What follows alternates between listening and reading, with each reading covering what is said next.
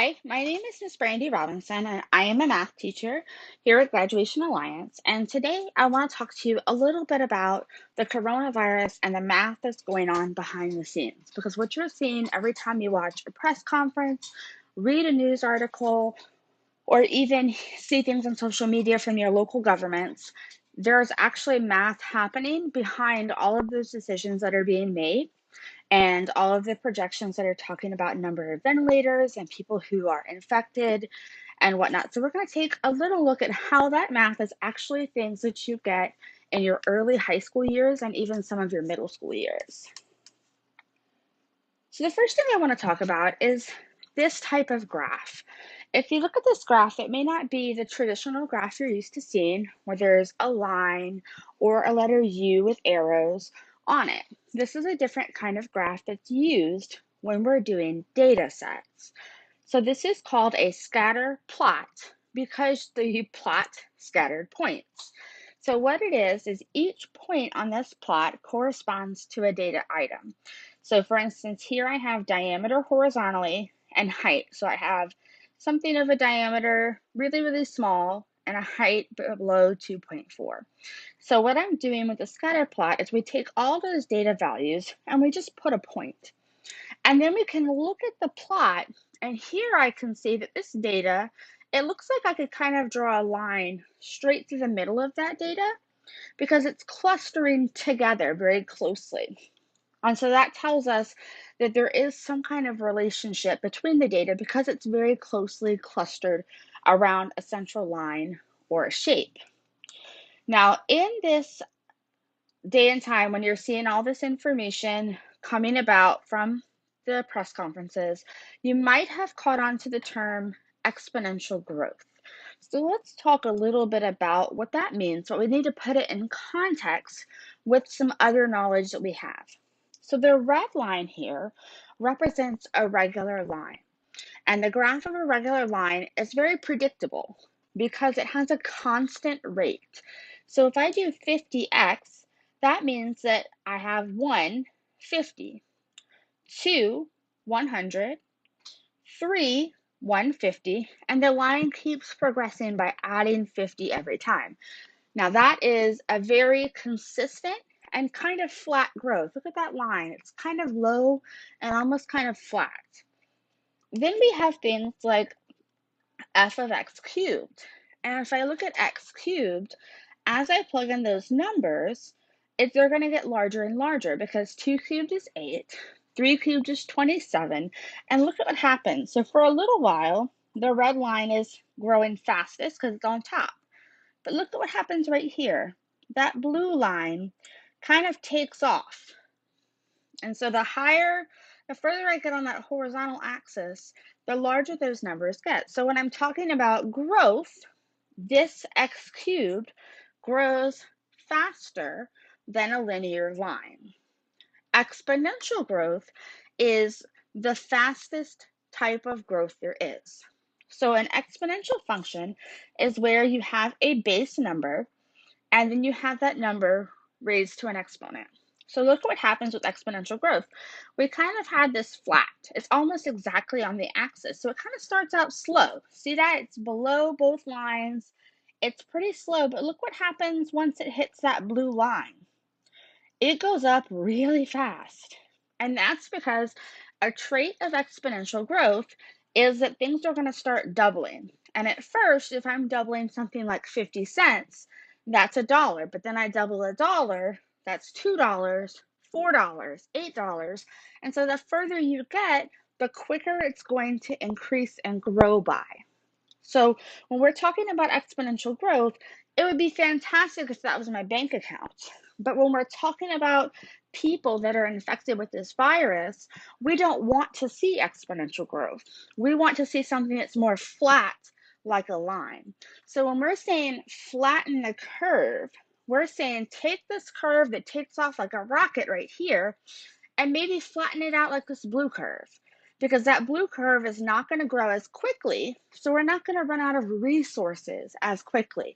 So that's what they mean by flattening the line, is pushing that exponential growth more in the shape of a line or something that's a little slower growing. So let's connect. How is a scatter plot related to exponential growth? These are the actual data values for the state of Louisiana during the first 19 days of the coronavirus testing. So we started out with 3, 6, and then look what's happening here. 36, 51, and what happens is we start rapidly increasing those values, and I start making jumps by 300, 400, and even 500 once I get here. So if I'm looking at this, it's not a line. It doesn't have that nice, consistent linear growth. If I look at how steep it's taking off and how fast it's taking off, it most closely resembles exponential growth. And that's a term that a lot of the health and hospital people, when they're doing their press conference, are saying the words exponential growth.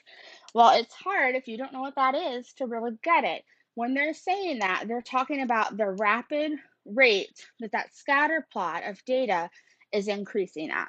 Now, why is it important to know that that data set looks like exponential growth? Well, using Google Sheets, I input all the values and it plotted these points for me because Google Sheets is so nice like that.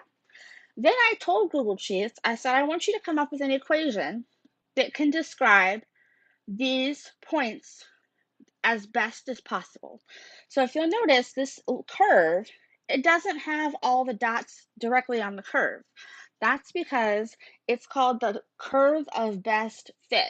So I asked the software to come up with this equation right here, which is the equation that most closely fits my data.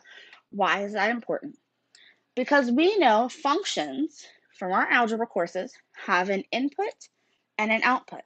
So if I get the exponential growth equation, I can plug in a value for x, which is my number of days here, and I can find out how many positive people there are. So I actually have this flipped in my PowerPoint, but if I have 6 days and I plug it into this equation, I'm going to get something close to 114.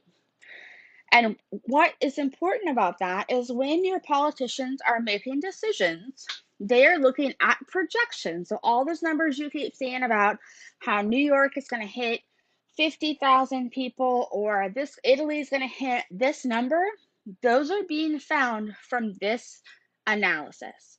Someone has created a scatter plot. They've had technology figure out that equation that best fits the scatter plot, and they're plugging in those x values. So, something to consider is when I create my tracker in Google Sheets, I will simply type in the number of days right here, 22, and based on that equation I was given, it tells me in just 3 more days, the state of Louisiana is going to have 8,898 people positively tested for an infection of the coronavirus. Now, what's important is to take this in the context of things. Is this set in stone, or are there things that we can do that are going to alter the prediction? So that's where the idea of flattening the curve comes in. So things like closing the schools down, that was done in an attempt to slow this growth down and make it more of a nice slow slope so it doesn't go up so quickly like my cursor is, or to even ideally push it into a line. So all the steps we're taking, the principals closing the schools, closing down restaurants, closing down movie theaters, all of those things are going to alter that prediction. So that prediction doesn't come true. That's our goal. We don't want that prediction to happen. We want to take all the steps. And so when the politicians and people in our community are meeting over this, they're actually talking about math. And so, what would happen if no one was able to do this math or really interpret it? Because the president of the United States or the president or governor of your state, they may not be great at math, so they might need somebody to explain it. But it's really important that someone knows how to explain it in a way where we can really communicate how important it is to take steps to flatten that curve. So, for instance, if these numbers weren't there, would someone be as vigilant with social distancing? So if we said, hey, in 3 more days, you're going to have 5,000 more people infected. That's going to have a lot more weight with the person than just saying, wow, this is a really scary time. We should social distance. So it's really important that those people that are making decisions have access to this kind of math. And it's really helpful for the public to really get a full picture of what is exponential growth. Even if they're not doing these calculations on their own, it's important to understand that this thing is growing much faster than anything else we've seen, like the flu and other things. It's got an exponential growth. So in a future session, I will be working on how you can set up your own spreadsheet to track the data in your state and make your own predictions. And hopefully, there are steps that are being made so your prediction isn't fully accurate. It's a good thing when your prediction is not accurate because things are happening behind the scenes to help drive that. And we can also talk about other factors in why there might be outliers in your data set. So, looking at my curve, this dot right here is kind of hanging out by itself. So something's going on there.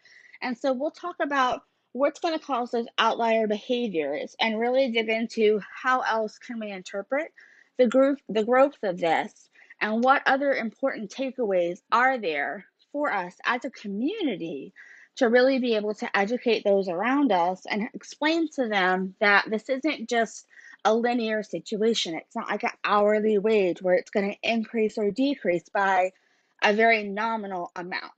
This is something that is going to be exponential. And I think that's really a key point for us to explain to people is it's going up by thousands every day and it's unpredictable. And the amount it goes up is very different from the bottom of the curve to the top of the curve. So I hope that you're interested in coming to learn more about this from me. I will be showing you how to do it on your own in Google Sheets. And we'll also be talking through what other ways are we seeing this math in our everyday lives.